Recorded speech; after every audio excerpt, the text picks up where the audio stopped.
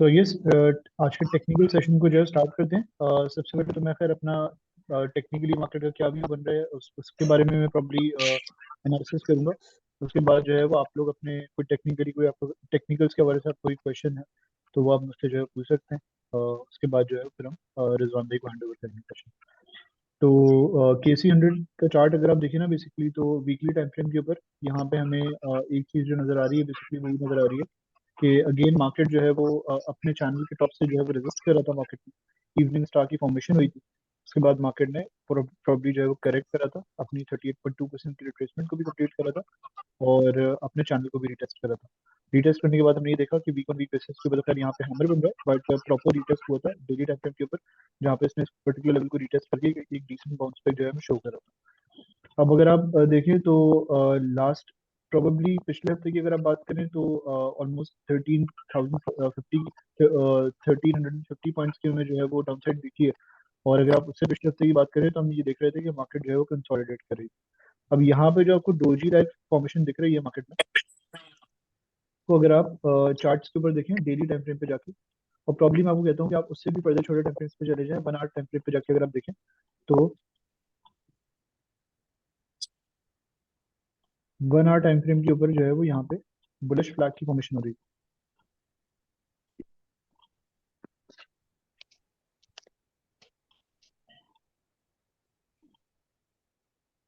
यहाँ पे bullish flag की फॉर्मेशन हो रही है। तो यूजुअली होता क्या है बुलिश फ्लैग जब बुलिश फ्लैग बनता है यूजुअली होता है जैसे कि ये एक ट्रेंड होता है, एक स्पाइक होता है जिसको हम फ्लैग कॉल कहते हैं। उसके बाद मार्केट कंसोलिडेट करती है और once the consolidation is over उसके बाद हम ये देखते हैं कि वो जो एग्जिस्टिंग ट्रेंड होता है मार्केट का ब्रेकआउट के बाद हमें वो कंटिन्यू होता हुआ नजर आता है। तो व्हाट वी वर एंटिसिपेटिंग 2 हफ्ते पहले तक कि हो सकता है मार्केट इसका जो है वो ब्रेकआउट हो जाए। जो ब्रेकआउट लेवल हमने आइडेंटिफाई करा हुआ था,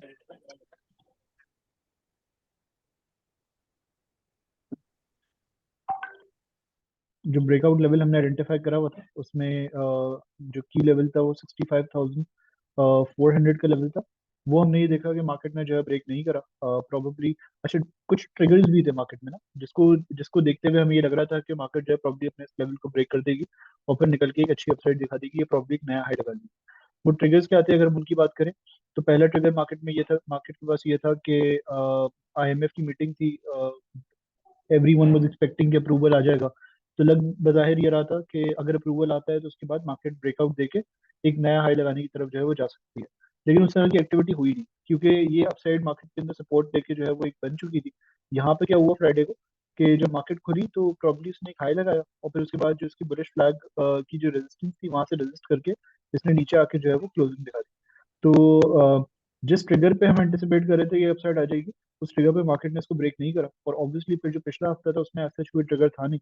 तो हम ये और वॉल्यूम्स भी थोड़े अगर हमने देखा कि first half of the week में मंडे के सेशन में ट्यूसडे के सेशन में थोड़े डाई आउट हो रहे थे।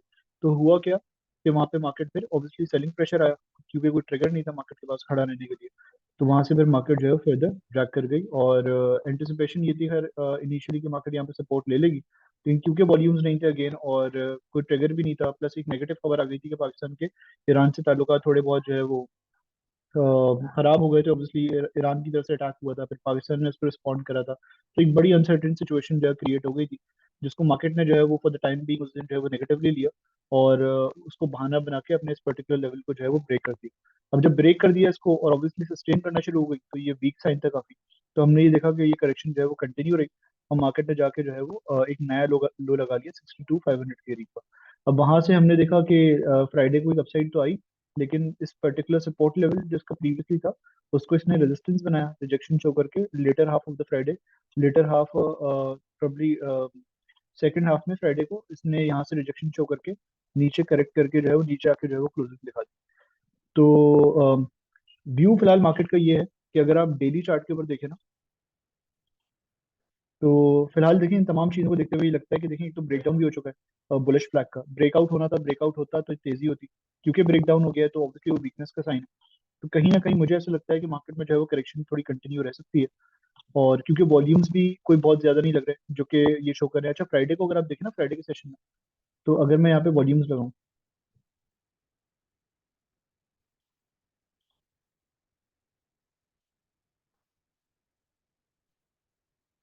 तो फ्राइडे के सेशन में आप देखेंगे कि सबसे कम वॉल्यूम है। अच्छा, फ्राइडे का सेशन वो सेशन था जिसमें हमने अपसाइड देखी। और अगर आप वॉल्यूम वाइज देखें तो probably Thursday, Wednesday, Tuesday, Monday से भी कम वॉल्यूम्स है। और लास्ट वीक तो खैर पिछले से पिछले हफ्ते तो खैर वॉल्यूम्स काफी ज्यादा थे ही। तो ओवरऑल अगर हम लास्ट वीक में देखें तो वॉल्यूम्स वैसे ही डिक्रीज हुए थे उससे पिछले हफ्ते के मुकाबले में। और अगर आप उसमें भी देखें तो फ्राइडे को एक अच्छी अपसाइड आई तो थी, पर क्यों वो अपसाइड सस्टेन नहीं कर पाई, उसकी वजह थी मार्केट में वॉल्यूम्स की कमी।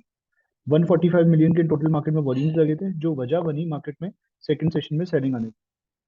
तो यहाँ से अभी हम फिलहाल एंटिसिपेट कर रहे हैं कि क्योंकि वो वॉल्यूम्स नहीं है, मार्केट में इंटरेस्ट नहीं है, कन्विक्शन हाई नहीं है लोगों की, तो हो सकता है मार्केट अपने इस करेक्शन फेज को कंटिन्यू करे। और लग बाजार ऐसा रहा है कि इसकी एक ही ट्रेंड लाइन सपोर्ट आ रही है। इस पर्टिकुलर ट्रेंड लाइन सपोर्ट को जो है वो मार्केट जाके टेस्ट कर सकती है, जो कि तकरीबन 62,400 के लेवल, 62,500 के लेवल के करीब आ रही है। प्रोबेबली ये करेक्शन थोड़ी कंटिन्यू होगी और 62,400 500 के लेवल्स को मार्केट जो है वो जाके टेस्ट कर सकती है, सस्टेन करती है यहाँ पे। तो फिर हो सकता है एक पॉसिबिलिटी क्रिएट हो सकती है कि मार्केट जो है वो सस्टेन करने के बाद जो है वो एक बाउंस बैक हमें यहाँ से शो कर। तो ज्यादा बेहतर लेवल तेजी करनी है अगर आपने लेवरेज पोजीशंस लेनी है या थोड़ी हिम्मत करनी है मार्केट में, तो बेहतर ये होगा कि मार्केट थोड़ा करेक्ट कर जाए, 600 800 पॉइंट करेक्ट कर जाती है, अपने सपोर्ट लेवल के करीब आ जाती है, तो यहाँ से आप बेहतर तरह की जो है मूवमेंट एंटिसिपेट कर सकते हैं। अच्छा, इसमें अब ये है कि बेसिकली अगर आप 1 आवर टाइम फ्रेम पे जाए ना, तो ये तो खैर हमने ट्रेंड लाइन सपोर्ट आइडेंटिफाई करी। अगर आप 1 आवर टाइम फ्रेम पे जाएंगे तो रिट्रेसमेंट भी इसकी कंप्लीट हो रही है वहाँ पे। इनफैक्ट अगर आप डेली पे ही लगा लें तो यहाँ पे इसकी ऑलमोस्ट अगर थोड़ा सा करेक्ट कर जाती है तो 50% रिट्रेसमेंट भी इसकी यहाँ पे कंप्लीट हो रही है। तो एक कॉन्फ्लुएंस जोन बन रहा है जहाँ पे मल्टीपल सपोर्ट्स आ रही हैं। एक तो 50% रिट्रेसमेंट भी कंप्लीट हो रही है, प्लस उसके साथ साथ जो है वो ट्रेंड लाइन सपोर्ट भी आ रही है। तो एक अच्छी प्रॉब्ली अगर वहाँ पे जाके वॉल्यूम्स वगैरह सपोर्ट करते हैं, बाइंग इंटरेस्ट वगैरह आता है मार्केट में, क्योंकि एक ट्रिगर जो मार्केट के पास है ऑब्वियसली उतना मेजर नहीं है, पर जो है वो है कॉर्पोरेट रिजल्ट सीजन। तो जितने भी मेजर सेक्टर्स हैं जिसमें बैंकिंग सेक्टर हो, फर्टिलाइजर सेक्टर हो या ऑयल एंड गैस सेक्टर हो, क्योंकि उनके रिजल्ट्स हम बेहतर एंटिसिपेट कर रहे हैं, तो अगर रिजल्ट्स को प्रीएम्प्ट करते हुए उनमें मूव बनता है, तो वो प्रोबेबली जो है मार्केट को सपोर्ट कर सकती है चीज। और जैसे ही मार्केट करेक्ट करेगी, अच्छी स्टेबल सपोर्ट के करीब आएगी, तो वहाँ पे कहीं ना कहीं जो है वो बाइंग इंटरेस्ट हमें मार्केट में आता हुआ नजर आ सकता है। तो अगर इंडिकेटर्स वगैरह सपोर्ट करते हैं, वॉल्यूम्स वगैरह सपोर्ट करते हैं, तो इस लेवल के करीब जो है वो मार्केट में एक्यूमुलेशन की जा सकती है। अच्छा, जो हमारी यहाँ पे पहली स्क्रिप्ट है वो पीपीएल है। पीपीएल का हमने जो है वो चार्ट शेयर करा था अपने क्लाइंट्स के साथ, प्रीमियम सब्सक्राइबर्स के साथ, अकाउंट होल्डर्स के साथ, कि पीपीएल में जो है वो एबीसीडी पैटर्न की जो है फॉर्मेशन हो रही थी। सीडी की प्रोजेक्शन हमने एंटिसिपेट करी थी 1.382 की होगी, 382 रिट्रेसमेंट लेवल की होगी। उसकी वजह ये थी बेसिकली क्योंकि हमें ये फील हो रहा था कि इसके अंदर एक राइजिंग वेज की फॉर्मेशन हो रही है। तो अगेन जैसा कि यहाँ पे लिखा हुआ है, एक कॉन्फ्लुएंस जोन क्रिएट हो रहा था जहाँ पे राइजिंग वेज की रेजिस्टेंस भी आ रही थी, प्लस 1.382 की लेग भी इसकी कंप्लीट हो रही थी। तो वहां से वी वर एंटिसिपेटिंग कि यहाँ से ये करेक्ट करेगा थोड़ा। ऑब्वियसली ये बेरिश पैटर्न है, बेरिश एबीसीडी पैटर्न है, तो उसके बाद थोड़ी बहुत बेरिशनेस नजर आ सकती है। तो वी वर एंटिसिपेटिंग कि बेस्ट लेवल जो बनेगा बाय करने का, वो अपने इस राइजिंग वेज के सपोर्ट लेवल के करीब बनेगा। तो अगर इनकेस ये राइजिंग वेज के सपोर्ट लेवल को अप्रोच करता है, तो यहाँ पे एक अच्छा बाइंग इंटरेस्ट हमें नजर आ सकता है। और अगर आप देखें लास्ट वीक में इसने जो करेक्ट करा है, तो वहां से इसने पिछले 5 ट्रेडिंग डेज के अंदर अच्छा खासा करेक्ट करा है। 137 का हाई लगाने के बाद 122 के लो के करीब जो है ऑलमोस्ट आ गया है। तो अगर तो ये अपने जो इसकी राइजिंग वेज की सपोर्ट आ रही है वो 118 110 के लेवल के करीब आ रही है, तो 118 119 के लेवल्स के करीब जो है उसको देखा जा सकता है। वहां पे ऑलमोस्ट इसकी 61.8% रिट्रेसमेंट भी कंप्लीट हो रही होगी। तो प्रोबेबली इस 1.32 की लेग के बाद अगर 61.8% की रिट्रेसमेंट कंप्लीट करते हुए ये नजर आता है, और वहां पे जो है वो एक ऑब्वियसली एक अच्छी सपोर्ट भी आ रही है डेली टाइम फ्रेम के ऊपर, जहाँ पे राइजिंग वेज की सपोर्ट बन रही है, तो प्रोबेबली इसको यहाँ पे जो है वो देखा जा सकता है। इंडिकेटर्स इसके थोड़े बहुत ओवरहीट हो गए थे, जो वजह बनी थी इसके करेक्शन की, तो कहीं ना कहीं वो इंडिकेटर्स वगैरह, मोमेंटम इंडिकेटर जिसमें आरएसआई मैकडी वगैरह आता है, वो भी थोड़े बहुत कूल ऑफ हो चुके होंगे, तो प्रोबेबली बेहतर लेवल होगा एक्यूमुलेट करने का। तो आई गेस अगर इंडेक्स थोड़ा सा करेक्ट करता है, जो कि लेवल्स हमने आपके साथ शेयर करे, प्लस पीपीएल थोड़ा सा करेक्ट करता है, तो आई गेस इन लेवल्स के करीब जो है वो आप पीपीएल को एक्यूमुलेट कर सकते हैं। अगली स्क्रिप्ट जो हमारी है वो सर्ल है। सर्ल को अगर आप देखें तो सर्ल के अंदर भी राइजिंग वेज, सर्ल में भी, सर्ल के चार्ट पे भी राइजिंग वेज की फॉर्मेशन हो रही है। राइजिंग वेज कह लें या चैनल कह लें, चैनल तो नहीं कहेंगे प्रॉब्ली, पर एक राइजिंग वेज की फॉर्मेशन हो रही है। और इसमें जो एक की सपोर्ट लेवल आ रहा है, ये जो ट्रेंड लाइन आ रही है, वो प्रोबेबली यहाँ पे आके जो है वो एक कॉन्फ्लुएंस क्रिएट हो रहा है अगेन जहाँ पे ये पर्टिकुलर लेवल ट्रेंड लाइन की सपोर्ट भी आ रही है यहाँ पे इस पर्टिकुलर लेवल के करीब। प्लस हिस्टोरिकली अगर आप देखें तो 50-51 का लेवल जो है वो काफी इंपॉर्टेंट सपोर्ट लेवल रहा है। तो ओवरऑल हमने ये देखा है कि मार्केट ने हिस्टोरिकली इस पर्टिकुलर जोन में ट्रेड करा है, तो यहाँ पे भी इसी पर्टिकुलर जोन के अंदर लगभग कंसोलिडेट करती रही है मार्केट। तो व्यू ये बन रहा है कि 50-51 के करीब अगर सस्टेन करती है मार्केट, तो यहाँ से फिर हमें थोड़ी बहुत रिकवरी या थोड़ी बहुत रिट्रेसमेंट जो है वो नजर आ सकती है। ऑल्दो प्राइस एक्शन हमें इंडिकेट कर रहा है कि वो ट्रेंड कोई बहुत ज्यादा मजबूत नहीं है या स्ट्रांग नहीं है, क्योंकि वो लोअर हाई की फॉर्मेशन हमें बनती हुई नजर आई है यहाँ पे। लोअर हाइस, लोअर इनफैक्ट लोअर लोज और लोअर हाइस, तो वो ट्रेंड किसी ना किसी हद तक जो है वो डेली के ऊपर चेंज हो चुका है। वो जो हायर हाइज, हायर लोज की फॉर्मेशन थी वो कन्वर्ट होकर अब लोअर हाइज और लोअर लोज की फॉर्मेशन में कन्वर्ट हो चुकी है। तो ट्रेंड तो ऐसा कोई सपोर्ट नहीं कर रहा, पर अगर यहाँ पे सस्टेन करता है तो प्रॉब्ली ट्रेडिंग कॉल के ऊपर थोड़ी बहुत रिट्रेसमेंट हमें नजर आ सकती है। वरना ये है कि 50-51 को ये ब्रेक करेगा, क्योंकि इसका ट्रेंड भी डाउन ट्रेंड है, तो ये फर्दर ड्रैग कर जाएगा।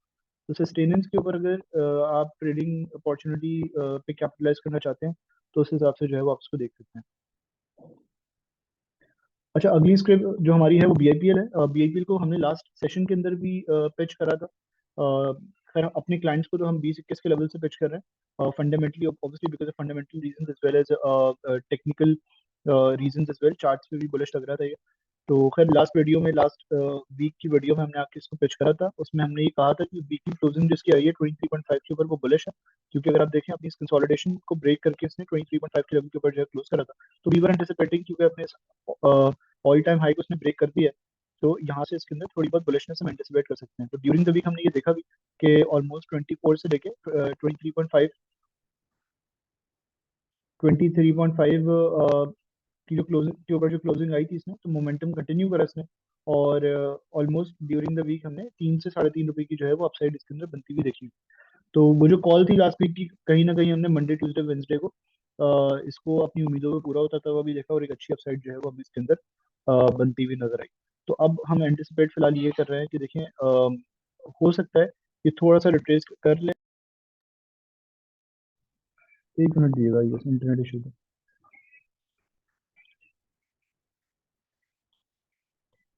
तो बीआईपीएल का खैर हमने व्यू आपके सामने जो है वो प्रेजेंट कर दिया था। अगला स्टॉक जो हमारा है वो ईफर्ट है, एंग्रो फर्टिलाइजर्स को अगर आप देखें, तो एंग्रो फर्टिलाइजर्स का भी हमने चार्ट लास्ट वीक शेयर करा था, और वीकली टाइम फ्रेम के ऊपर हमने ये आइडेंटिफाई करा था कि इसकी भी वीकली क्लोजिंग जो है वो काफी अच्छी रही थी। और इसके अंदर भी हम एंटिसिपेट कर रहे थे कि बुलिश मोमेंटम कंटिन्यू रहेगा। ऑल्दो एक अपॉर्चुनिटी जो हमने आपके साथ एक आप कह लें कि सिनारियो जो हमने आपके साथ डिस्कस करा था वो ये था कि प्रोबेबली हो सकता है ये अब रिट्रेस करे, रीटेस्ट करके फिर बाउंस बैक शो करे। तो इसने उसी सिनारियो पे जो है वो अमल करते हुए थोड़ा सा रिट्रेस करा, अपने इस चैनल को रीटेस्ट करा 117-18 के करीब। वो हमने फिर ड्यूरिंग द वीक हाईलाइट भी करा अपने क्लाइंट्स वगैरह के साथ, और वहां से हमने फिर ये देखा कि अगर आप क्लियरली अगर आप डेली टाइम फ्रेम पे देखें, तो यहाँ से इसने रिजेक्शन दिखाते हुए एक अच्छी अपसाइड भी शो करी, और फिर अभी वी आर एंटिसिपेटिंग ऑब्वियसली कि बुलिश मोमेंटम वुड कंटिन्यू यहाँ से।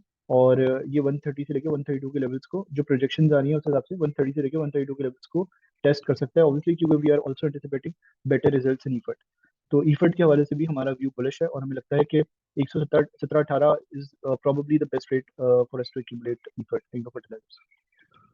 तो ये फिलहाल कुछ स्क्रिप्ट्स हैं जिन जिन पर हमें लगता है कि आपने फोकस रखना चाहिए, आपको फोकस रखना चाहिए। एक और स्क्रिप्ट की अगर हम बात करें, तो वो एच बी एल है। एच बी एल को बेसिकली अगर आप देखें,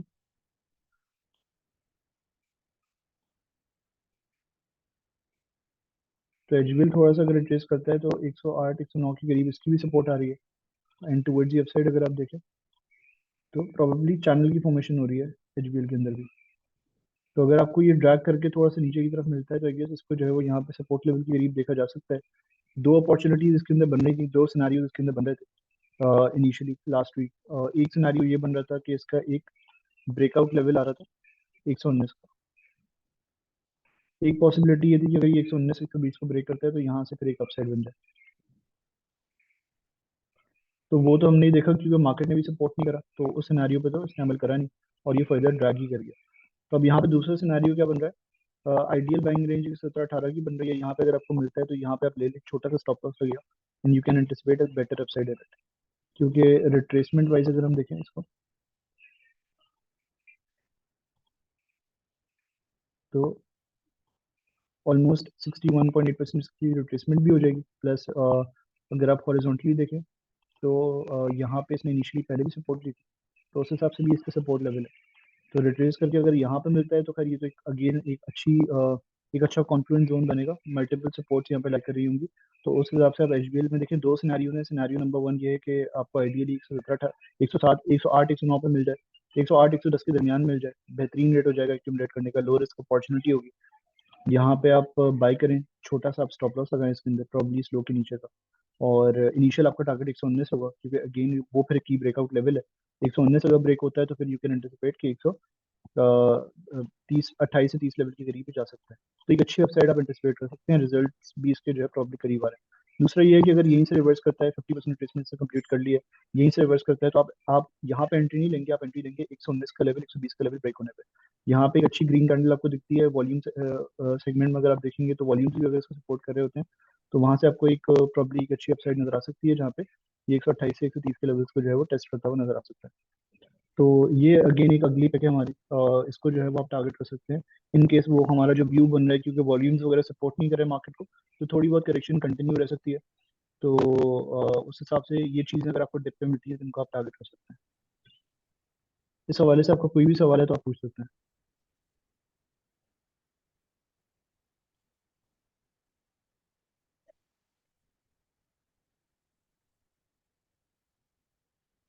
अस्सलाम वालेकुम। सॉरी मैं थोड़ा लेट हो गया था। तो शर्जील भाई जैसे सेशन एंड करते हैं तो फिर हम अपना सेशन जो है शर्जील भाई ही की बनाए हुए स्टॉक्स को थोड़ा फंडामेंटली कवर कर लेंगे। अगर उसके हवाले से आपका कोई भी सवाल होगा तो फिर मैं थोड़ा सा सेशन को हमने थोड़ा रिवर्स कर दिया, पहले शर्जील भाई ने कर दिया। अब मैं उसको फंडामेंटल साइड पे या जो भी मार्केट के हवाले से न्यूज़ होगी उस पर हम बात कर लेंगे। Perfect, perfect. तो किसी का कोई भी सवाल है तो पूछ सकता है, फिर हम रिजवान भाई को जो है वो हैंड ओवर करते हैं।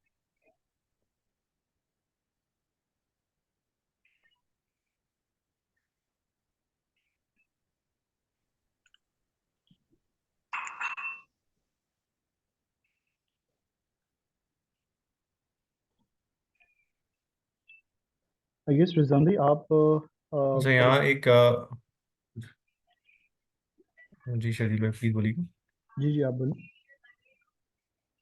अच्छा बस मैं कह रहा था कि दो तीन सवालात मेरे पास पर्सनली आए थे तो मैंने कहा मैं उनको पहले एड्रेस कर लेता हूँ, अगर किसी के कोई सवाल नहीं। अच्छा शर्जील पे अगर आपका सेशन में कोई आप कोई चीज़ अपडेट कर रहे थे तो काइंडली पहले उसको फिनिश कर लें, फिर मैं उस पर दो तीन पे जो सवाल आते हैं उस पर जवाब दे देता हूँ। चलिए परफेक्ट। आई गेस मेरा सेशन रिजवान भाई रैप अप हो गया है, और किसी का कोई सवाल भी नहीं लगता है कि मेरे ख्याल से आप टेक ओवर कर लें, और मार्केट का व्यू भी देते हैं आप, लास्ट वीक का भी दे अच्छा दें। ठीक है। बिल्कुल। Okay, अस्सलाम now वालेकुम। एक्चुअली moving लास्ट वीक में जो है, towards our जी जी अरीबा प्लीज़ इंट्रोड्यूस okay, कर now दें moving please. towards our fundamental part. हमारे साथ मौजूद हैं सर रिजवान, उन्हें वेलकम करते हैं। अस्सलाम वालेकुम सर, हाउ आर यू? जी अरीबा वालेकुम सलाम, मैं बिल्कुल खैरियत से, परफेक्टली फाइन, थैंक यू।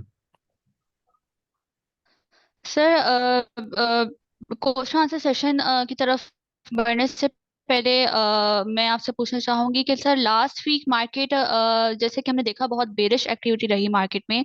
तो सर लास्ट वीक मार्केट का थोड़ा सा ओवरव्यू दे दें, और नेक्स्ट वीक जैसे अब इसकी उसके बारे में थोड़ा सा बता दें। एंड हुए तो जो है ईरान और पाकिस्तान के दरमियान जो बॉर्डर के में कॉन्फ्लिक्ट स्टार्ट हुआ उसने मार्केट के सेंटीमेंट को काफ़ी ज़्यादा नेगेटिवली इम्पैक्ट किया। दूसरा जो है पीएसएमसी का एक नोटिस आया जिसमें जो इन्वेस्टर्स की एक्सपेक्टेशन थी उससे कम की प्राइस आई है, जिसकी वजह से हमने देखा कि उसने भी इन्वेस्टर के सेंटीमेंट को काफ़ी नेगेटिवली इम्पैक्ट किया। दूसरा जो है जो एक और बाजार में एक जो खबर थी कि जो है बीपीएल और डीटीसी की इमर्जिंग बोर्ड मीटिंग अनाउंस होगी और स्पेशल डिविडेंड अनाउंस होगा, उसमें भी कोई खातिर खा डेवलपमेंट नहीं होती। तो हमने देखा कि बाजार में इन तमाम सेक्टर पे, ये ईएनपी सेक्टर पे और बाकी क्रॉस द बोर्ड हमने प्रॉफिट टेकिंग या प्रेशर देखा। और जहाँ तक आने वाले दिनों की बात है, कुछ इलेक्शन के हवाले से थोड़ी अनसर्टेनिटी पिछले वीक में रही कि इलेक्शन होंगे, कैंसिल हो जाएंगे, बॉर्डर पे टेंशन की वजह से कैंसिल हो जाएंगे। बट उस पर भी जो है, जो अब तक की जो डेवलपमेंट है वो ये है कि इलेक्शन ऑन टाइम हो रहे। तो कुछ पार्शियल इन्वेस्टर्स का जो ख्याल है वो ये है कि investor election is very positive for the market, क्योंकि इससे आपको पॉलिटिकल सेटअप आ जाएगा, तो उसको वो अपनी जो भी पॉलिसीज़ है उसके हवाले से डायरेक्शन क्लियर होगी, तो शायद आप एक लॉन्ग टर्म बेट बाजार पे और मुल्क पे ले सकते हैं। क्योंकि जो भी इस वक्त केयर टेकर सेटअप है, ऑल्दो वो काफ़ी प्रोलॉन्ग हो गए, बट उसका एक टाइम टाइम पीरियड है, वो अभी नहीं तो 6 महीने बाद डिजॉल्व हो सकते हैं। तो उसकी वजह से शायद जो है इन्वेस्टर्स का भी जो है जो मूड है वो इलेक्शन तक थोड़ा सा डल रहे, या वो रेंज प्ले ही एक्टिव मार्केट परफॉर्म करे। दूसरी चीज़ ये है कि अगला वीक रोल ओवर है, और रोल ओवर को हाँ नॉर्मल चीज़, अब नॉर्मल तो नहीं है बट ऑब्वियसली मार्केट में पहले प्रेशर आ चुका है। तो अगले वीक अगर कोई खबर रिलेटेड टू क्या पीपीएल और जीडीसी के डिविडेंड के हवाले से नहीं आती, तो फिर थोड़ा सा मार्केट करेक्ट हो सकती है। बट एक अच्छी चीज़ ये है कि कुछ कंपनीज ने अपने जो है फुल ईयर रिजल्ट और हाफ ईयर रिजल्ट अनाउंस करना शुरू कर दिए हैं। आई गेस नेक्स्ट वीक में कुछ बैंकों के भी रिजल्ट आना शुरू हो जाएंगे, कुछ आई गेस आप और कंपनीज के भी रिजल्ट सीमेंट्स के आना शुरू हो जाएंगे, कुछ और जिनके हाफ ईयर क्वार्टरली रिजल्ट उनके जल्दी आ जाएंगे। जब बैंक्स के शायद फुल ईयर हैं तो, और फर्टिलाइजर के उनको थोड़ा टाइम लगेगा। तो मुझे लगता है कि रिजल्ट की अच्छी एंटिसिपेशन पे फिर जो है ना बाजार थोड़ा सा यहाँ से परफॉर्म कर सकती है। बट नेक्स्ट वीक में भी क्योंकि जो है आईएमएफ की तरफ से भी जो स्टेटमेंट आई है वो काफ़ी इंकरेजिंग है, बट उसमें भी ये है कि जो है टारगेट्स और चीज़ों की भी बात की गई है। और आने वाले दिनों में फिर यही है कि जो गवर्नमेंट अगर जारी होगी तो उसके बाद मार्च में हमारा आईएमएफ प्रोग्राम भी एंड हो रहा होगा। तो फिर कौन आके कितनी जल्दी इससे नेगोशिएट करता है और किन टर्म्स पे करता है, वो भी एक बाजार के लिए जो है ना डायरेक्शन सेट करेगा। तो नेक्स्ट वीक थोड़ा और ट्रिगर लेस लग रहा है, तो बाजार में मेरे ख्याल से शायद कंसोलिडेशन हो या थोड़ी करेक्शन हो सकती है। Okay sir, now moving towards our question answer session. मैं पार्टिसिपेंट्स के क्वेश्चंस लेने से पहले उनसे रिक्वेस्ट करूंगी कि अपना क्वेश्चन वन गो में कीजिएगा और अपना को मौका मिल जाए। So moving towards the question answer session, मैं पार्टिसिपेंट से रिक्वेस्ट करूंगी, आपका कोई भी क्वेश्चन हो तो आप लोग काइंडली पूछ सकते हैं।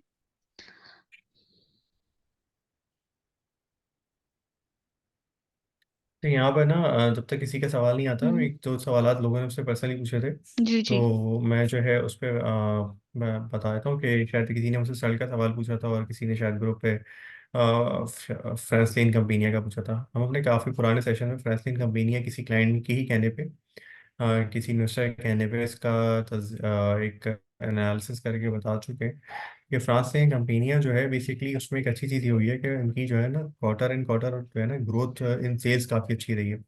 तो अगर ये नंबर कंटिन्यूसली अगले साल भी इसी तरह से 46% की ग्रोथ रहती है, तो फिर तो कोई मसला नहीं, फिर तो अर्निंग में मेरे ख्याल से अच्छा खासा जंप आ जाएगा। और उसकी वजह से फिर ये प्राइस यहाँ पर भी खरीदने में बुरा नहीं है, फिर ये शायद 110 115 तक चला जाएगा। बट अगर ये नंबर कहीं वन ऑफ था और इसके नंबर्स ऐसे ग्रो नहीं होते सेल्स के नंबर्स, तो फिर मेरा नहीं ख्याल कि फ्रेंचलाइन कंपनियां में कोई बहुत यहाँ से अपसाइड बचती है, क्योंकि ऑलरेडी काफ़ी हायर मल्टीपल पे ट्रेड हो रहा है। एक सवाल था सर्ल के हवाले से, तो सर्ल के हवाले से जो है मेरे ख्याल से हमने अपने काफ़ी प्रोग्रामों में अपने टेक्निकल के हवाले से भी काफ़ी अपडेट्स की थी। देखिए इसमें ना एक ओपीएस एक कंपनी थी जो उन्होंने कोविड के दरमियान उठाई थी, फिर उन्होंने इसका कुछ 20% स्टेक जो है लिस्टेड नहीं है, तो वो उन्होंने बेच दिया शायद 3.2 बिलियन का। इस वक्त इनके पास 16 बिलियन का जो है डेट है। और आने वाले दिनों में बस ये होगा कि जब डेट आपका थोड़ा थोड़ा ये 3.2 बिलियन से अगर डेट कम करते हैं तो अर्निंग थोड़ी बेहतर हो जाएगी। बट अभी फुल फ्लैश इम्पैक्ट जो राइट भी दिया उसका कोई आया नहीं है। तो मेरा ख्याल है इसको 2 3 क्वार्टर, एक आध क्वार्टर और देखना पड़ेगा, वहां से फिर आपको कोई प्राइस परफॉर्मेंस से चीज़ समझ में आती है। क्योंकि फार्मास्यूटिकल में अभी ड्रॉप की प्राइसेस थोड़ी बढ़ी तो हैं, बट उसका कोई बहुत ज़्यादा इम्पैक्ट नहीं है। दूसरा ये है कि करेंसी है, अच्छी बात एक चीज़ पॉजिटिव है इनकी फेवर में कि करेंसी जो है ना आपकी 310 और 305 से क्वार्टर एंड क्वार्टर पे 280 पे ट्रेड हो रही है। तो ये एक पॉजिटिव डेवलपमेंट है कि अगर करेंसी यहीं पर खड़ी रहती है तो शायद इनको अपने मार्जिन्स को मेंटेन करने में या अपनी जो है प्राइस को स्टेबलाइज करने में इनको मदद मिलेगी इससे। और आने वाले क्वार्टर्स में जो है ये फायदा होगा इनके पास, क्योंकि अप्रूवल का एक प्रोसेस होता है पूरा, तो इतना आसान नहीं होता कि फौरन ही जाके जो है ये अपनी हर मेडिसिन की प्राइस को बढ़ा दें और पास ऑन कर दें। तो फार्मास्यूटिकल के लिए तो ये फेवर करता है कि डॉलर आपका एक लेवल पे स्टेबल रहे, या एटलीस्ट जो है अगर आपका क्वार्टर क्वार्टर अप्रिशिएट हो गया है तो उससे इनको फायदा होगा। तो सर पे और फ्रांसलिन कंपनियां पे ये जवाब है। किसी ने एक और पार्क सुजुकी के हवाले से खबर पूछी थी, लेकिन पार्क सुजुकी में ना डीलिस्टिंग का एक पूरा मैकेनिज्म होता है।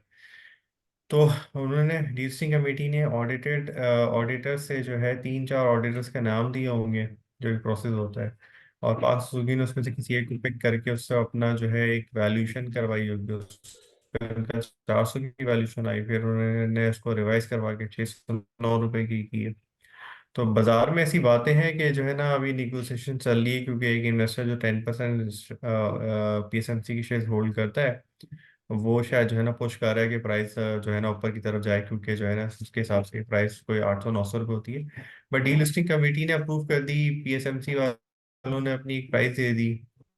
अब यहाँ पर अब कितनी ज्यादा विलिंग है पीएसएमसी वाले इस प्राइस को ऊपर करके इस प्रोसेस को कंप्लीट करने में, ये डिपेंड करता है। अब इसके लिए तो ये कोई ऐसी पब्लिक इन्फॉर्मेशन तो नहीं कि इस पर कमेंट किया जाए, बट लग रहा है कि शायद उनका कोई बहुत एग्रेसिव प्राइस मूव का मूड नहीं हो। शायद उनके पास मेरा अपना ख्याल है शायद 100-200 रुपए का रूम हो, या शायद वो भी ना हो। तो अब ये थोड़ा सा ना एक ट्रिकी क्वेश्चन है। बट यस, अगर आपको पीएसएमसी में आप स्टक हो गए, क्योंकि हमारी तो देखिए काफी अच्छे से कॉल ये जाएगी, कह रही थी कि भाई आप इसमें जो है ना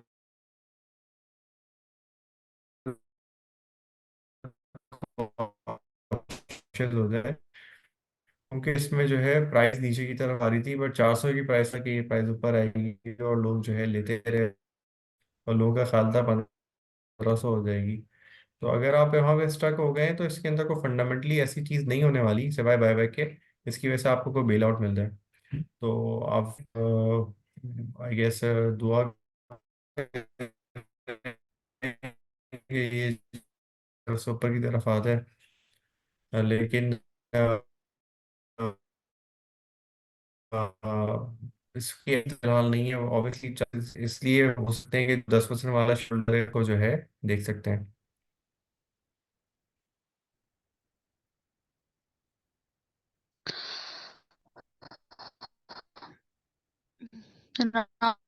पार्टिसिपेंट्स से मैं रिक्वेस्ट करूंगी, अगर आपका कोई भी क्वेश्चन पूछ सकते हैं।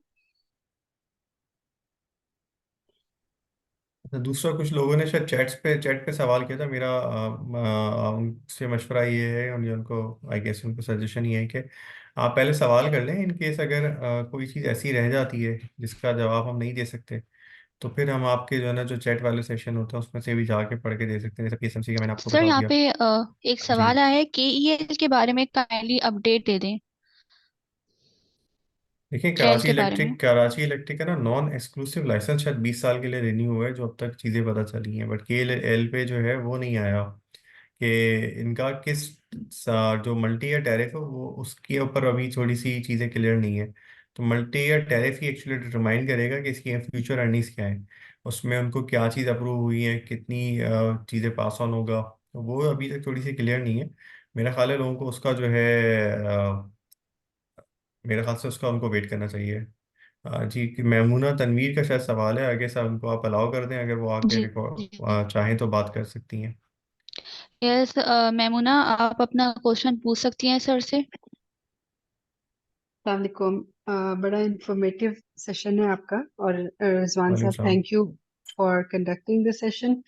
और एक क्वेश्चन मैं पूछना चाह रही थी आपसे कि टीबीएल, ट्रीट बैटरी, अच्छा, ट्रीट बैटरी की प्राइस जिस तरह से अप्रिसिएशन आपने देखी है कि जब से ये लिस्टिंग हुई है उसके बाद से इसकी प्राइस रेज हो रही है, जी तो मुझे एक चीज जो I was not sure about it, कि ट्रीट कॉरपोरेशन के पास होल्डिंग है 97% ऑफ ट्रीट बैटरी।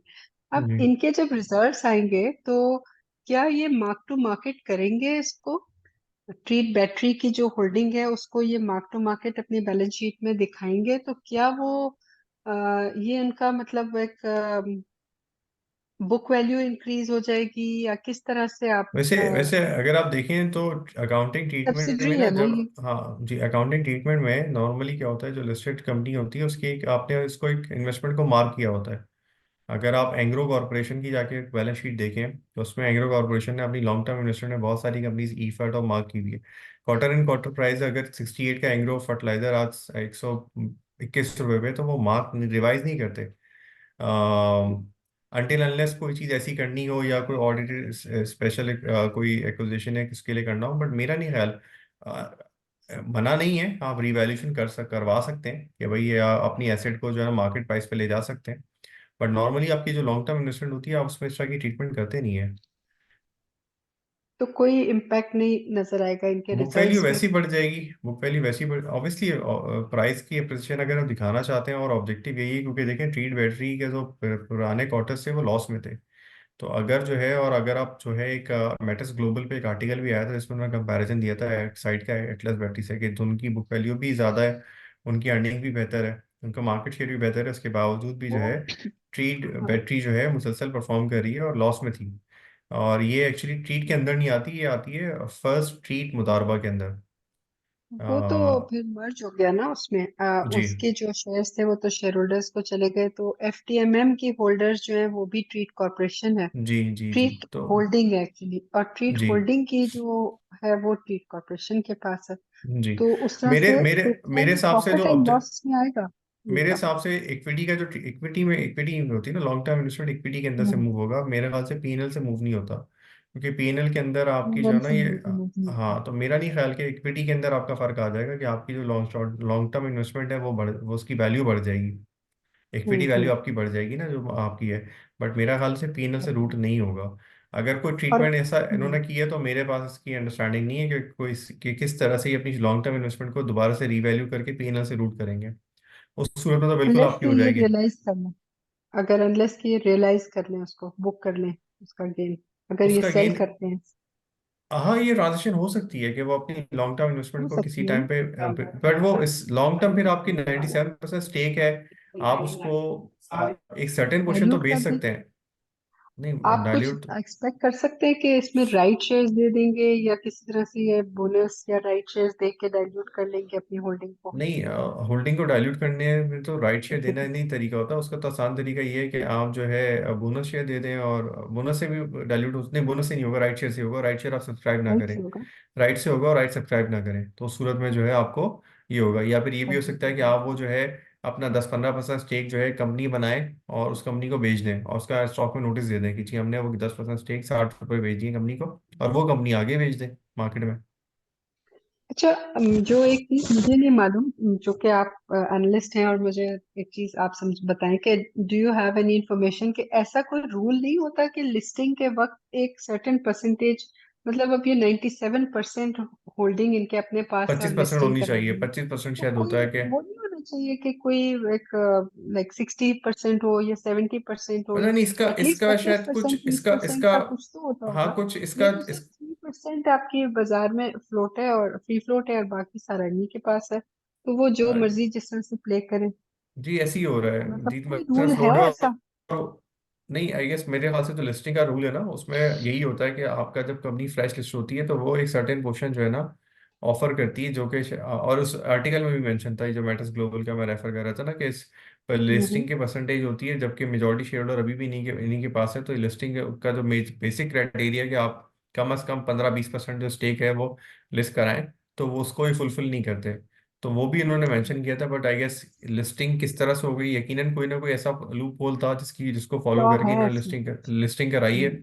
प्लस हम्म। अभी भी कोई किसी ने जाके इसको बीच में कंप्लेन भी की थी, जिसमें इनको नोटिस हुआ था कि जी आपके प्राइस मूवमेंट बहुत एबनॉर्मल है, 10 रुपये से 60 रुपये हो गए, आई थिंक 30-35 रुपये वो पे तो नोटिस चले आया एक था। अलग बात है ना, वो तो चूंकि आईपीओ नहीं आया तो इनकी लिस्टिंग में वो, उनको चाहे जो प्रीमियम मिलना था वो आईपीओ में नहीं आया तो लिस्टिंग में मिल गया, अनलेस नहीं, बट कि ये वो मतलब मतलब सीज हो गई बिजनेस। बात ये ना कि आज अगर जो है एबनॉर्मल प्राइस की मूवमेंट हो रही है, और कोई मटेरियल इन्फॉर्मेशन भी नहीं है, कोई एक्विजिशन नहीं है, कोई ऐसा अवार्ड नहीं है, तो ऐसा क्या हो गया जब फर्स्ट ऐसा ट्रीट क्या हो गया? मुदारबा में रहते हुए ये फर्स्ट, या तो फर्स्ट ट्रीट मुदारबा भी सर परफॉर्म करता ना, कि भाई वो कैप पे कैप लग रहा होता, ट्रीट बैटरी उसमें जब तो अब उस, है ही नहीं ना, नहीं, उसके शेयर्स तो अब मैं इधर उस आ गए ना। मैं को कह रहा हूँ कि जब वो उस वक्त था, तो उस वक्त लिस्ट था ना, जब तो था। वो एटलीस्ट, हाँ, तो उस वक्त वो भी कैप लग रहा होता, मतलब कंपनी में हाँ। अगर इटसेल्फ कुछ ऐसा था हम्म। जो था, तो वो, या फिर उसका नोटिस आता कि भाई हम ये एक्विजिशन करने जा रहे हैं, या ये कुछ बिल्कुल। ऐसा कुछ करने जा रहे हैं, हम्म। तो वो भी नहीं आया। फिर डी लिस्टिंग की आपकी बिल्कुल, लिस्टिंग की आपकी बिल्कुल सही है कि एक सर्टेन पोर्शन आप देते थ्रू, आपने वो लिस्ट करा दिया किसको शेयर्स प्राइवेटली प्लेस कराए, कैसे लिस्ट हो गया, ये थोड़ा सा ना शेडी एरिया है, क्योंकि मैंने जो लिस्टिंग का वो एग्जैक्टली। क्राइटेरिया पढ़ा था, उसमें ये था कि आपको जो हम्म। है ना एटलीस्ट जो है ना एक आप बुक बिल्डिंग रन कर सकते हैं, और उसके बाद फिर आप जो है उसके बाद आपको जनरल पब्लिक को भी वो जो 500 वाली एप्लीकेशन होती है उसको भी देना होता है, और वो कंप्लीट होने के बाद फिर आपकी लिस्टिंग अप्रूव होती है। अब ये इन्होंने थोड़ा सा ये तो फर्स्ट हबीब मुदारबा लिस्टेड था, उसकी वजह से हो गया, या उन्हीं उन्हीं के इन्वेस्टर ने कुछ सर्टेन पोर्शन लिस्ट करा के और कुछ इसका वे आउट निकाला है। बट ये कंपनी में थोड़ा सा इशू है, और मेरा ख्याल है कि ये जो प्राइस बढ़ रही है, इसके पीछे कोई मटेरियल इन्फॉर्मेशन शायद ही किसी के पास हो, क्योंकि जो पब्लिक इन्फॉर्मेशन अवेलेबल है, जो नंबर से देख रहे हैं, उसमें तो मेरा ख्याल है जूस है भी नहीं, और शायद पहले भी नहीं था। अभी जिस जिस लेवल पे क्लैरिटी भी नहीं चल, है इसमें। हाँ, जब भी जिस लेवल पे ये चली गई है, या जहाँ पर ट्रेड हो रही है, मुझे लगता है कि यहाँ बहुत रिस्की बैठे किसी टाइम पर भी ये, क्योंकि मुझे लग रहा है शायद मैनिपुलेशन हो रही है, और किस टाइम पर भी ये गिरना शुरू होगा तो इसमें भी नीचे भी जो है कोई खास फिर आपको सपोर्ट मिलेगी नहीं, और रीजनिंग भी नहीं होगी कि 60 रुपए से ये 30 रुपए क्यों हो गया। Exactly, thank you very much Rizwan, very clearly, और आपने बहुत अच्छे तरीके से समझाया, क्लियर कर माय दिया मेरे प्लेजर। जो माय प्लेजर, थैंक यू।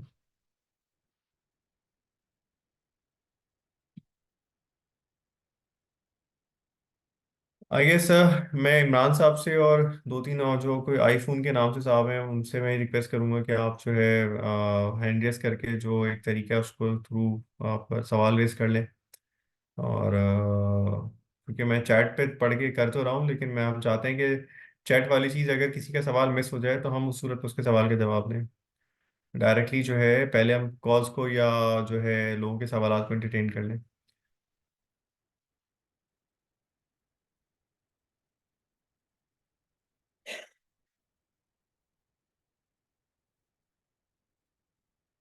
ये माजिद इफ्तिखार साहब का सवाल है, अरीबा इनको प्लीज़ अनम्यूट कीजिएगा।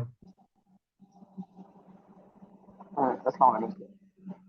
जी वालेकुम सलाम जी सर। हाँ जी, हाँ जी सर, मेरा क्वेश्चन ये था कि जैसे हम लोग देख रहे हैं कि जो इन्फ्लेशन के जो नए फिगर्स आए हैं, उसमें 40 के आसपास, 40% के पास इन्फ्लेशन का रेट आ रहा है, और जब गैस प्राइसेस का हाइक है वो भी ऑन द कार्ड्स है। इन्फ्लेशन का तो नंबर आप 40% नहीं आ रहा यार। आपको किसने कहा इन्फ्लेशन का नंबर? ये एसपीआई का नंबर है। एसपीआई का नंबर आप एसपीआई, बता हाँ रहे हैं। हाँ, हाँ, ये एसपीआई एसपीआई। की कंट्रीब्यूशन जो है ना ऐसे नहीं होती सीपीआई में। बट ये है कि सीपीआई हायर साइड पे होगा, पर जनवरी का नंबर जो है और जो आएगा वो वही 28-28 के पास होगा। बट फरवरी के बाद से ना नंबर गिरना शुरू हो जाएगा बेस इफेक्ट की वजह से, अगर कोई और चीज़ नहीं होती। दूसरा ये कि जो गैस प्राइस का आप बात कर रहे हैं ना, ये पेट्रोल की बात कर रहे हैं, उसमें माजिद भाई ऑलरेडी जो है ना बेस इफेक्ट बड़े से चेंज हो चुका है ना। मतलब अच्छा खासा जंप जो बेस इफेक्ट को हिला सकता था ना, इसी वजह से इन्फ्लेशन ऊपर आ रही है। अब जो होगा ना 20-22% की जो जंप होगी ना, उससे इन्फ्लेशन का नंबर नहीं हिलेगा, क्योंकि पिछले साल इन्फ्लेशन बहुत हायर रही है। तो बेस इफेक्ट की वजह से इस साल उम्मीद है कि शायद मार्च के बाद जो है ना रमजान का भी ये फैक्टर होगा। फरवरी मार्च के बाद जो है ना आपके नंबर गिरना शुरू हो जाएंगे, या ये जून तक शायद आपको जो है 17-18% तक जो है मिल सकता है। मगर सर वो एक मैं न्यूज़ देख रहा था कि मिनी बजट की भी कुछ रूमर्स हैं कि मिनी बजट भी मे भी शायद आ जाए, या सर टैक्सेशन जो है कुछ सर इंडस्ट्री के आपने ऊपर कोई लेस। आर्टिकल पढ़ा है तो शेयर कर लें, अगर आपने कोई आर्टिकल नहीं पढ़ा और किसी की सिर्फ आपने बात बताई है तो मेरे ख्याल से नहीं, हमें। मैं, हम्म। वो जो शहबाज राना जो है ना, जो हम्म। रिपोर्टर जो हाँ है हाँ, शहबाज राना उनकी मैं, ट्रिब्यून वाले। हाँ जी, उनकी मैं पढ़ रहा था, उनका प्रोग्राम आ रहा था, उस प्रोग्राम में भी वो डिस्कस कर रहे थे कि गवर्नमेंट को आईएमएफ से आपको डील हुआ है कि शायद मिनी बजट जो है ना वो आ जाए। यार अभी तक तो टारगेट से हम सही चल रहे हैं, तो टेस्ट के नंबर भी ठीक हैं, कलेक्शन भी बेहतर जा रही है। डिस्पाइट कि हमारी इंपोर्ट पे हमने एक खास तौर पे बैन लगाया हुआ है, फिर भी नंबर बेहतर आ रहे हैं। तो अगर नंबर्स इतने ज़्यादा बेहतर हैं तो मेरा नहीं ख्याल कि कोई नए नए टैक्स की मेजर देने की जरूरत है। और बीच में खबर आई थी कि सैलरी ट्रांसपोर्ट टैक्स बढ़ा रहे हैं, तो उस पर भी जो है उन्होंने सैलरीज मना कर दिया था आईएमएफ ने। तो मेरा नहीं ख्याल कि आईएमएफ आईएमएफ का बेसिकली जो बेसिक बड़े बड़े टारगेट्स होते हैं कि आप प्राइमरी सरप्लस करें, और अपने जो है प्राइमरी सरप्लस के अलावा जो है अपनी जो बैंक से जो स्टेट बैंक बोरिंग है वो आप ना करें।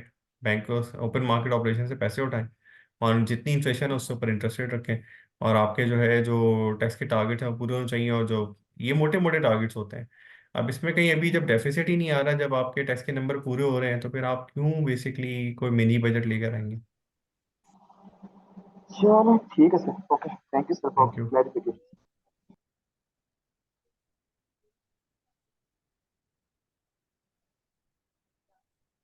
जी मैमूना ने बिल्कुल अच्छा शेयर किया है कि ऑब्वियसली हमारे नंबर जब ऊपर हैं तो उसमें कोई ज़रूरत नहीं है, प्रोजेक्टेड नंबर्स टारगेट से बेहतर ही हैं। तो मेरा नहीं ख्याल कि इसमें कोई ऐसी ज़रूरत पड़ती है हमें फ़िलहाल अभी के जो है हमें टैक्स बढ़ाना पड़ेगा, क्योंकि जब आपकी देखें, आप एक बहुत सिंपल सा कॉन्सेप्ट होता है, अगर आपका इन्फ्लेशन का नंबर हाई, जितनी आपकी इन्फ्लेशन बढ़ेगी ना, तो ऑटोमेटिकली आपकी चीज़ें महंगी होने की वजह से टैक्स का नंबर बढ़ जाएगा ना। अगर आप जो है आज 100 रुपये की चीज़ पे टैक्स दे रहे हैं, लेट सपोज 13%, 13 रुपये, तो कल को वो जब 150 हो जाएगी तो आप ऑटोमेटिकली 20-22 रुपये टैक्स दे रहे होंगे, तो एब्सोलूट नंबर तो वैसे ही आपका बेहतर हो जाता है। इन्फ्लेशन जब भी होती है, आप हर हमेशा उठा के देख लें हिस्ट्री, आपकी उससे जो है ना टैक्स के नंबर बेहतर हो जाते हैं, कलेक्शन आपकी बढ़ जाती है, बेस नंबर बेस बेहतर हो जाता है इन्फ्लेशन से और डिवैल्यूएशन से। इसकी और कोई सवाल है प्लीज?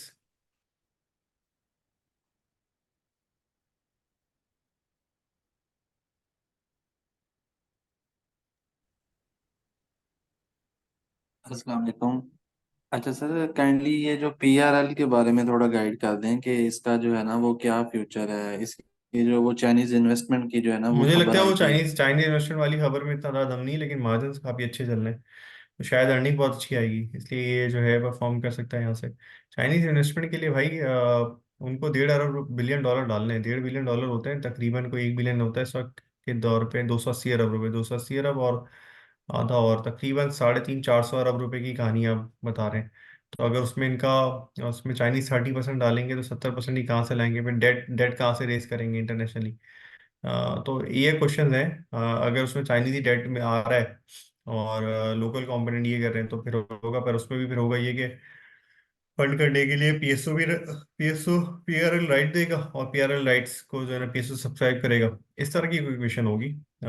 लेकिन मार्जिन अच्छे हैं भाई, इसलिए हो सकता है कि यहाँ से ये परफॉर्म करता चले जाए। अगर ये अर्निंग कोई 4.5 रुपये क्वार्टर की 2-3 क्वार्टर भी आ गई तो फिर ये शायद 55-55, 50 रुपये, 40 से 50 रुपये तक हो सकता है। तो इस व्यू से आप इसको लें, जब तक इसके ग्रॉस रिफाइनिंग मार्जिन अच्छे हैं, ऊपर साइड पर है, हायर साइड पे हैं, जो कि नॉर्मली 3-4 डॉलर होते थे, 20 जो है ना तकरीबन 10 डॉलर से ऊपर है, तो इसलिए तेज़ी हो रही है इसमें। इसमें शायद वो चाइना वाली खबर अभी नहीं है।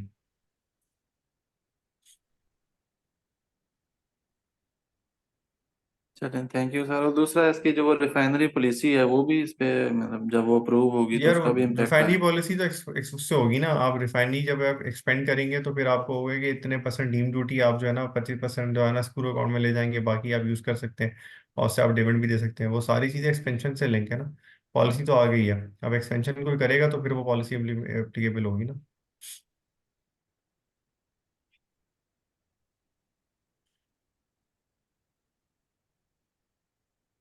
बाकी आई गेस मेरा ख्याल है कि जो आईएमएफ ने आप बेसिक चीज़ रखी है कि भाई सर्कुलर डेट का जो है आपका वो पाइल अप नहीं होना चाहिए, या उसमें जो है ना tariff differential foreign foreign pass on हो जाना चाहिए, वो मेरे ख्याल से सबसे एक पॉजिटिव ट्रिगर है। और उसमें मुझे लगता है ये कि शायद जो है आने वाले दिनों में आपको ये शायद पॉजिटिव सरप्राइज करे कि आपके पीएसओ पीपीएल के, और सॉरी पीएसओ पीपीएल और सुई नॉर्थ और ओजीडीसी, इनके कैश फ्लोज काफ़ी बेहतर होंगे, तो इनके पे आउट देने की कैपेसिटी, अपने जो कोर बिजनेस है उसको करने की कैपेसिटी बढ़ जाएगी, क्योंकि अगर बोरिंग करके करना होता है तो उसकी बजाय वो शायद जो है ना इंटरनल फाइनेंसिंग से शायद कैपेक्स कर सकें, और ओजीपीएल एक्सप्लोरेशन करके जो है ना अपनी जो है ना क्योंकि रिजर्व लाइफ भी कम रह गई ना, तो अब एक्सप्लोरेशन करेंगे तो उससे आपकी रिजर्व लाइफ भी बेहतर होगी, क्योंकि अगर अगर आप यहाँ से अब एक्सप्लोरेशन नहीं करते बीपीएलओजी, तो 2027 के बाद इनकी अर्निंग्स में बहुत मेजर मेजर ड्रॉप्स आना शुरू हो जाएंगे, जैसे जैसे रिजर्व आपके का साइज कम हो जाएगा। आई गेस मैमूना का अगेन कोई सवाल है प्लीज? Thank you Rizwan. एक चीज मुझे पूछनी थी कि जो वाफी की शेल के साथ, शेल के कंट्रोलिंग शेयर्स वाफी ने लिया, उसका हम्म। एसपीए हो गया साइन, और लेकिन हम्म। हमारे पास कोई उसकी प्राइस नहीं आई कि किस प्राइस पे वाफी ने शेल को अक्वायर किया, कंट्रोलिंग शेयर्स। तो इसकी क्या डू यू एक्सपेक्ट कि ये आएगी प्राइस, या अब हो गई बस इनकी अच्छा, डील हो मैंने गई? मेरे मेरे हिसाब से इसको जो ना साइन इनकी प्राइस पहला नहीं एग्रीमेंट आएगी। होने के बाद नोटिफिकेशन आ जाना चाहिए था, बट मुझे लगता है अभी आना इनका कोई। चाहिए था ना, हाँ एसपीए जी। जब साइन हुआ इनका, जी, तो उस बट मुझे वक्त लगता है इन्होंने कोई अपनी बाइंडिंग प्राइस एग्रीमेंट नहीं नहीं दी। हुआ। अगर बाइंडिंग एग्रीमेंट होता ना तो फिर टेंडर प्राइस आती पहले किस प्राइस पे हुआ, और उसका फिर टेंडर भी आता ना। टेंडर भी आना चाहिए था क्या? जी, ऐसी मतलब इस तरह की मतलब जो वो डील्स शायद होती है उसमें क्या बाइंडिंग टेंडर एग्रीमेंट इस तरह से आती होता है है? ना कि पहले आप अनाउंस करते हैं कि जी एग्रीमेंट हो गया है और हमने कर लिया है, वो शायद इनिशियल इंटेंशन टू एक्वायर था। इंटेंशन टू अक्वायर, उसके बाद लेकिन हाँ। डायरेक्टर्स भी चेंज हो गए इनके।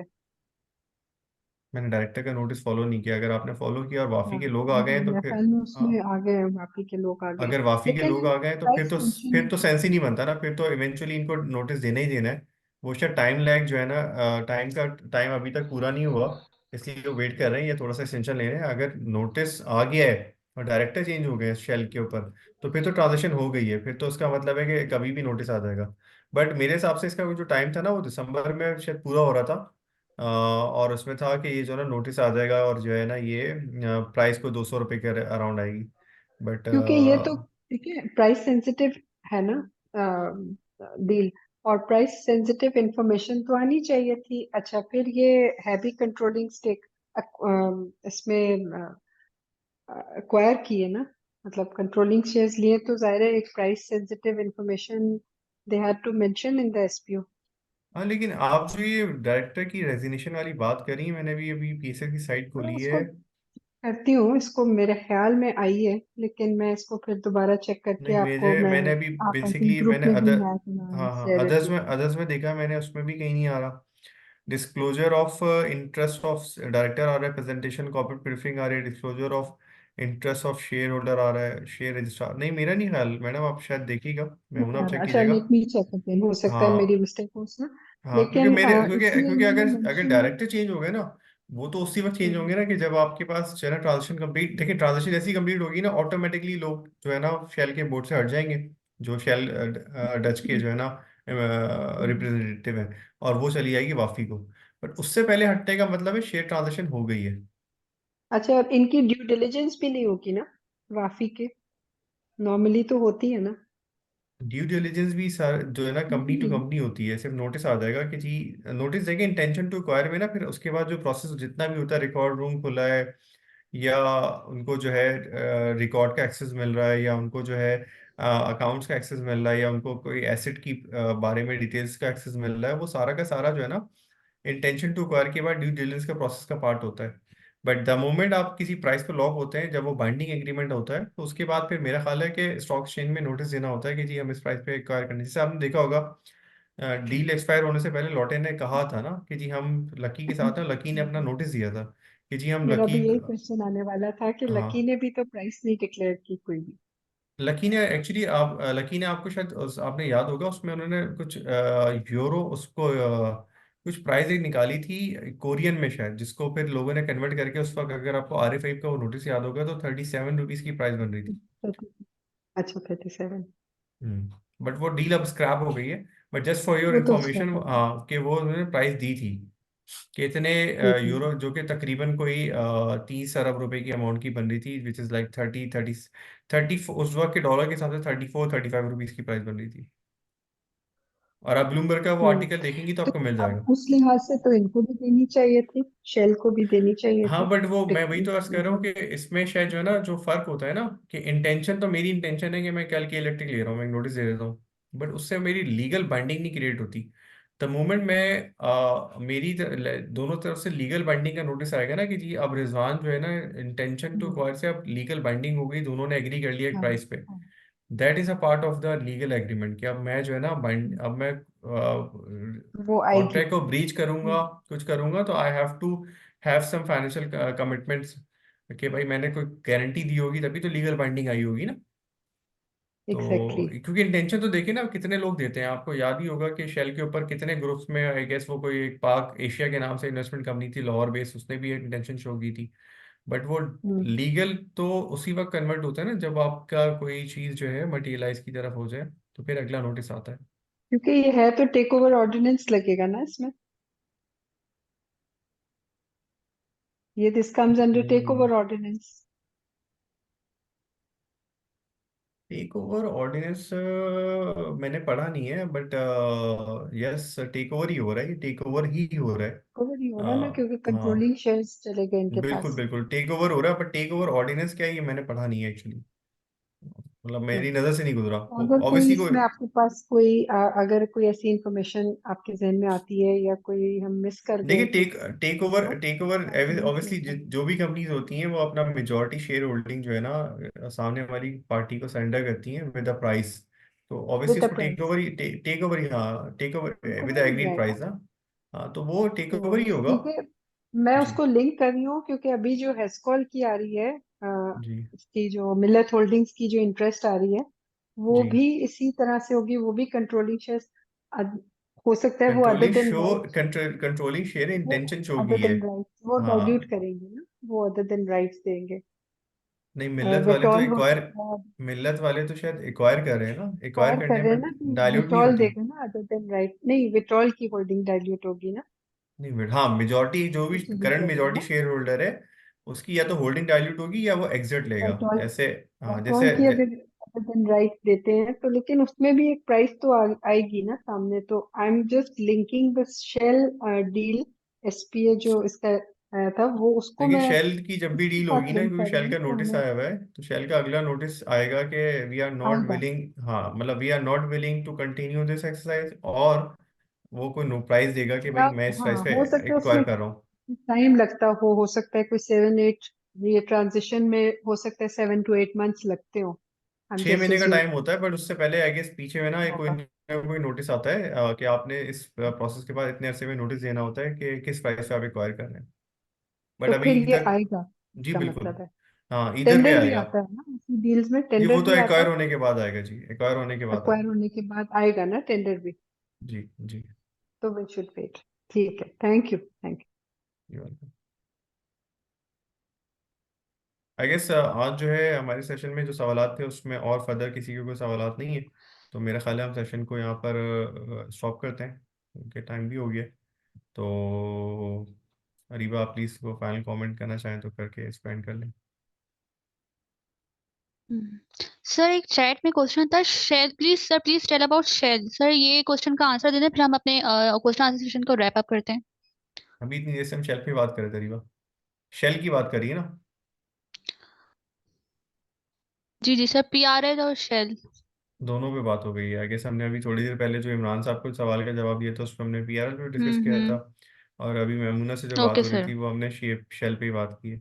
आई गेस किसी का हम्म। अगर कोई और डिफरेंट सवाल है तो उससे बात कर लेते हैं, वरना इसको रैप अप करते हैं। तो जी जी, काइंडली सर अवैस अहमद का एक क्वेश्चन है, काइंडली अपना माइक ओपन करके क्वेश्चन कर लें सर से। अस्सलाम वालेकुम।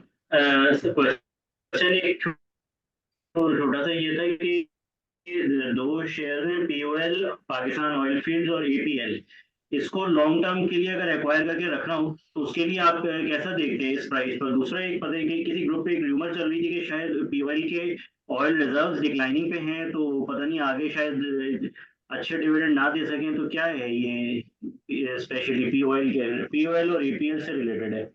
सर पीओएल समझ में आया, दूसरा क्या बताया आपने, दोबारा बोलिए, आपकी आवाज़ में बहुत डिस्टॉर्शन है। एपीएल अटक पेट्रोलियम। अच्छा अटक पेट्रोलियम, देखिए सर अटक पेट्रोलियम जो है ना बेसिकली जैसे पीएसओ जो काम करता है ना वही काम करता है, बस सर्कुलर रेट पे काम नहीं करता, मतलब उधार पे माल नहीं देता। तो अटक पेट्रोलियम की अर्निंग तकरीबन 60 60 रुपये 70 रुपये जैसी आती है। तो आई गेस लॉन्ग रन में अर्निंग मार्जिन भी बढ़ते होते हैं, डीलर मार्जिन ओएमसी मार्जिन, सो उसकी ओएमसी मार्जिन बढ़ने से इसका अर्निंग ग्रोथ आ सकती है, और जैसे जैसे इकोनॉमी बढ़ती है तो ओएमसी की सेल बढ़ती है। ये बहुत सिंपल सी लॉजिक है। तो अटक पेट्रोलियम इस सवाल से बेहतर लगता है। आपने पाको की जो बात की वो बात सही है, उनकी जो मेजर फील्ड है वो ड्राई हो रही है, और 2027 के बाद जो है ना उसकी अर्निंग में मेजर ड्रॉप आ जाएगा, जीरो नहीं हो जाएगी बट मेजर ड्रॉप आएगा। अगर 120 रुपये भी कमा रहा है, 115 रुपये कमा रहा है, तो कम अर्निंग में काफ़ी कम हो जाएगा। बट एक मज़े की चीज़ ये है कि इसके पास अभी शायद जो है ना कोई 200 250 रुपये तो पर शेयर से कैश पड़ा हुआ है, ठीक है, और जो डॉलर में रखा हुआ है। तो एक कंपनी है जो 100 रुपये कमा रही है और 200 250 रुपये कैश लेके बैठी हुई है, और 400 रुपये मिल रही है, यानी कि 350 रुपये कंपनी एक मतलब इस साल की अर्निंग कमाई मैंने, और 250 रुपये कैश पड़ा हुआ है। तो फर्ज करें कल से कंपनी नहीं काम करती तो आपको 350 रुपये दे के जाएगी, और उसके बाद जो एसेट्स हैं वो अलग है। तो आई गेस जिनका सवाल है उनकी इन्फॉर्मेशन ठीक है बट अधूरी इन्फॉर्मेशन है, उसमें उन्होंने कैश को एड बैक नहीं किया। अगर वो कैश को भी इसमें डाल लेते हैं कि भाई अगर एक कंपनी है उसकी अर्निंग में फील्ड की वजह से कोई ड्रॉप आ भी जाता है, ऑब्वियसली अगर हमें इन्फॉर्मेशन पता है तो उनको भी पता है, तो ऑब्वियसली वो एक्सप्लोरेशन साइट पे आपको नोटिस आते रहे बीच में कि वो कुछ ऑप्शंस देख रहे हैं। तो अगर ऐसा हो भी जाता है तो एक तो ये, फिर दूसरा ये कि इसकी अर्निंग डॉलर में और कैश भी डॉलर में रखा हुआ है। तो अगर यहाँ से फर्दर कोई डीवैल होता है तो उसकी वजह से जो है ना बड़े अगर क्योंकि हो भी रहा है, प्रोडक्शन में ड्रॉप आ रहा है बट डीवैल होने की वजह से अर्निंग में इतना ड्रॉप नहीं आ रहा बल्कि ग्रोथ आ रही है। तो ये एक प्लस पॉइंट है पाको की, पाकिस्तान के केस में।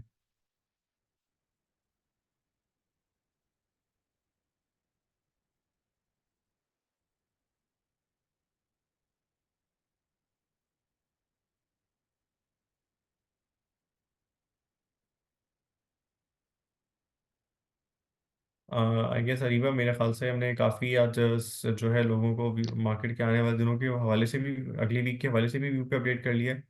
और लोगों को जो है मेरा ख्याल है सवालात पे भी, जो मेजर सवालात थे उस पर हमने एड्रेस कर लिए।